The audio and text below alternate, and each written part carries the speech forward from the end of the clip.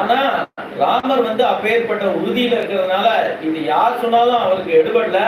நான் பித்ருவாக்கிய பரிபாலனம் பண்ணிட்டு தான் வருவேன் அப்படிங்கறத சத்தியமா சொல்லிட்டார். இதுக்கு மேல பரதனுக்கு என்ன பண்றதுன்னு தெரியல.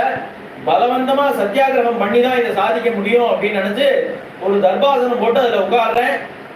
ராமர் எப்ப சம்மதிக்கிறதோ அப்பதான் இதுல இருந்து எழுந்திருப்பேன், எத்தனை நாள் ஆனாலும் சரி எத்தனை வருஷம் ஆனாலும் சரி அப்படின்னு உட்கார போனான். உட்கார்ந்துட்டான். உட்கார்ந்ததும் சுமந்திரர் தான் அந்த தர்பையை போட சொல்றான். ஆனா சுமந்திரர் யோசிச்சு நிற்கிறார். அவனே எடுத்து தர்பையை போட்டு கீழே உட்காடுறான்.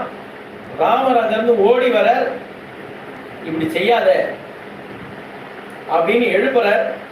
ஏன் உட்கார்ந்தாச்சே இப்ப எழுப்பலாமா அப்படின்னு கேட்டா அதுக்கு ஒரு பரிகாரம் சொல்ற, என்ன தொடு அப்படிங்கிற.